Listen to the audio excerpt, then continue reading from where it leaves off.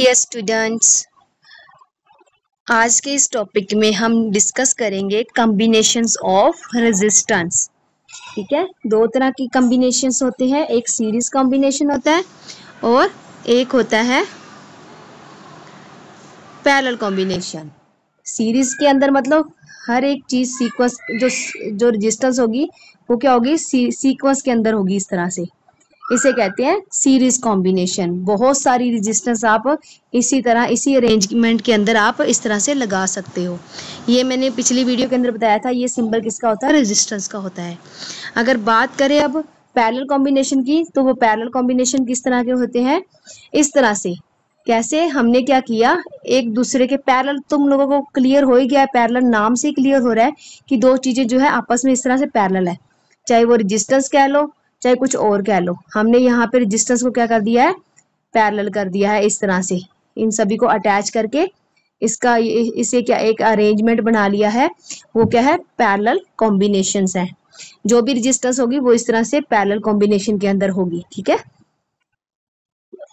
अब इसके अंदर देखो, फर्स्टली आप इस डायग्राम को देखो। सीरीज कॉम्बिनेशन के अंदर क्या दिखा रखा है, हमारे पास क्या है, हमने तीन रेजिस्टेंस ली है, R1, R2 एंड R3। इनको हमने क्या किया, सीरीज के अंदर लगा दिया है। और एक हमने क्या, इसको पोटेंशियल सप्लाई किया, मतलब बैटरी लगा दिया है जिससे यहाँ पे पोटेंशियल सप्लाई होगा। अब क्या होगा, इस कॉम्बिनेशन के अंदर सीरीज में जो करंट होता है वो तो क्या रहेगा, सेम रहेगा। इस पूरे सर्किट के अंदर जितना करंट हमने स्टार्टिंग में दिया था वही क्या करेगा, सेम रहेगा करंट। पर हर एक रेजिस्टेंस के लिए जो वोल्टेज होगी या जो पोटेंशियल डिफरेंस होगा वो क्या रहेगा, डिफरेंट रहेगा। ठीक है, इसमें क्या होता है, जो करंट है मतलब I जो है, I क्या रहेगा, सेम रहेगा। एंड जो V है मतलब पोटेंशियल डिफरेंस है वो क्या रहेगा, डिफरेंट रहेगा। ठीक है, डिफरेंट रहेगा, अलग अलग होगा। किसी का मतलब 2 वोल्ट है, 3 वोल्ट है, 220 वोल्ट है, 230 वोल्ट है। इस तरह से हर एक रेजिस्टेंस के लिए, मतलब रेजिस्टेंस का मतलब क्या है, यहाँ पे हमने क्या किया, बल्ब लगा दिए। अब बल्ब की तो खुद की रेजिस्टेंस होती है। ठीक है, उसमें से कितना करंट फ्लो कर रहा है वो क्या करेगा, इसके अंदर जो वायर्स लगी होती है वो उसकी खुद की रेजिस्टेंस होती है, तो वो क्या करे, रेजिस्ट करती है कितना करंट उसमें से फ्लो कराना है। मान लो यहाँ पे हमने बल्ब लगा दिया है, एक बल्ब ये लगा दिया है, इधर बल्ब लगा दिया, इधर बल्ब लगा दिया, इधर। अब सभी के लिए जितना पोटेंशियल चाहिए होगा उतना ही चाहिए, उतना ही उसमें से पोटेंशियल का ड्रॉप होगा ना। अगर इसको 20 वोल्ट चाहिए तो उसमें से 20 वोल्ट ही इसे चाहिएगा। ठीक है, इसको मान लो 30 वोल्ट का है, इसके लिए 40 वोल्ट का है। तो सभी के लिए क्या रहेगा, सीरीज के अंदर अलग अलग पोटेंशियल डिफरेंस रहेगा। ठीक है, हुई बात क्लियर। 2 पॉइंट याद रखना, एक तो डायग्राम याद रखना और सेकंड बात आपने क्या याद रखनी है, इसमें पोटेंशियल डिफरेंस क्या रहेगा, डिफरेंट रहेगा और करंट जो रहेगा सेम रहेगा। वही बात मैंने यहाँ पे लिखी है।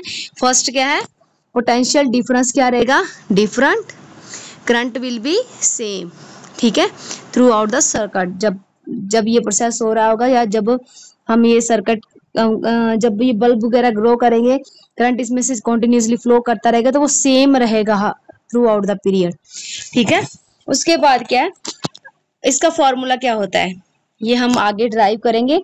तो सीरीज कॉम्बिनेशन के अंदर अगर हमने रेजिस्टेंस का रिलेशन फाइंड करना है, रेजिस्टेंस फाइंड करनी है, मतलब टोटल रेजिस्टेंस फाइंड करनी है या इक्विवेलेंट रेजिस्टेंस फाइंड करनी है, तो वो क्या होगी, सभी रेजिस्टेंस का क्या हो जाएगा, सम हो जाएगा। आई बात क्लियर, समझ में होगी क्लियर बात।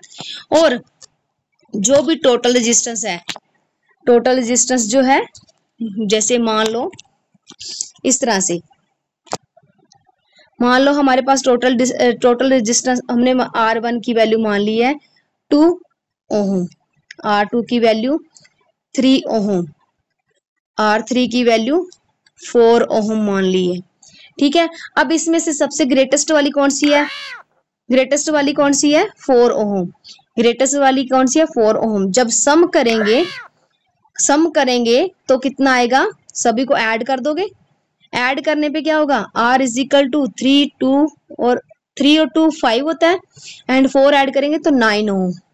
ठीक है, मतलब जो हमारे पास टोटल रेजिस्टेंस जो आई है वो किससे भी ज्यादा ग्रेटर होगी, जो इस तीनों रेजिस्टेंस में दी हुई वैल्यू है रेजिस्टेंस की उससे भी ज्यादा ग्रेटर होगी, उससे भी लार्जेस्ट वैल्यू से भी ज्यादा आएगी। मान लो सबसे लार्जेस्ट कौन सी थी, 4 ओम वाली थी, तो 4 ओम से भी ज्यादा आएगी जो टोटल रेजिस्टेंस आएगी, वो कितनी आई है 9 ओम। ठीक है, इसे इरेज कर देते हैं हम, है जो वर्डिंग है वो देख लेते हैं क्या लिखी हुई है। Total resistance will be greater, मतलब जो नेट रेजिस्टेंस हमारी आई है ये वाली, ठीक है, वो क्या होगी ग्रेटर देन किससे, लार्जेस्ट रेजिस्टेंस। मान लो ये 2 थी, ये 3 है, ये 4 है, लार्जेस्ट वाली कौन सी है, इससे भी ज्यादा ग्रेटर आएगी। ओके, उसके बाद क्या है, नेक्स्ट पॉइंट क्या है हमारा, total voltage drop is equal to the sum of each voltage. अब जो वोल्टेज का ड्रॉप होगा ना, ठीक है, मतलब टोटल वोल्टेज जो आएगी वो कितनी आएगी, सभी वोल्टेज का सम जो होता है वो आएगी, वोल्टेज का सम कितनी आएगी, V1 plus V2 plus V3। ये आपको तब क्लियर हो जाएगा जब हम इसकी सीरीज कॉम्बिनेशन का वो रिलेशन फाइंड करेंगे, R is equal to R1 plus R2 plus R3, ये कैसे आया है। ठीक है, एक बार यहाँ पे आपने ये पॉइंट्स याद रखने हैं। ठीक है, तो ये हो गए इसके 5 पॉइंट। उसके बाद है पैरेलल कॉम्बिनेशन की बात करते हैं हम। पैरेलल कॉम्बिनेशन के अंदर ये देखो डायग्राम आपको क्लियर हो रही होगी कि रेजिस्टेंस को हमने क्या कर दिया है, इस तरह से पैरेलल कॉम्बिनेशंस के अंदर तीनों रेजिस्टेंस को हमने लगा दिया है। अब देखो, अब यहां से जो करंट आ रहा है, करंट को देखो ये क्या हो रहा है, डिवाइड हो रहा है, एक इस रेजिस्टेंस को मिल रहा है, इधर मिल रहा है कुछ करंट, इधर मिल रहा है। ठीक है, तो इसके लिए जो करंट आया है वो I1 है, I2 है, I3 है, मतलब तीनों करंट की वैल्यूज क्या होगी, डिफरेंट रहेगी। और जो लास्ट में एंड में जो करंट यहाँ से पास होकर यहाँ तक जाएगा वो करंट हमेशा टोटल कितना रहेगा, I ही रहेगा, जितना करंट था उतना ही रहेगा, वो बस यहाँ पे डिवाइड हुआ है। ठीक है, और यहाँ पे इस एंड से और इस एंड से जो पोटेंशियल है तीनों के लिए क्या रहेगा, ये पैरेलल में है तो पोटेंशियल सेम रहेगा। अब इसमें एक बात याद रखने वाली है, कौन सी, जो करंट है मतलब I क्या रहेगा, डिफरेंट रहेगा। ठीक है, और जो पोटेंशियल डिफरेंस है वो सेम रहेगा, किसमें, पैरेलल कॉम्बिनेशन के अंदर। ये बात आप याद रखना। ठीक है, चलो ये तो होगी डायग्राम। अगर एग्जाम में पूछते हैं तो आपने क्या करनी है, इसके बारे में पूछ ही ले, सीरीज पैरेलल कॉम्बिनेशन और सीरीज कॉम्बिनेशन में जिस तरह से पहले डायग्राम बताया मैंने वो बता देना, फिर उसके बाद जो पॉइंट्स मैं बता रही हूँ वो बताना। अब इसमें मैंने बताया था करंट जो है डिफरेंट रहेगा क्योंकि डिवाइड हो जाता है करंट, और पोटेंशियल डिफरेंस, ओ यहाँ पे लिखना है potential difference will be same. Potential difference क्या रहेगा, यहाँ पे सेम रहेगा। ठीक है, डिफरेंट नहीं होगा, ये बाय मिस्टेक मेरे से राइट हो गया।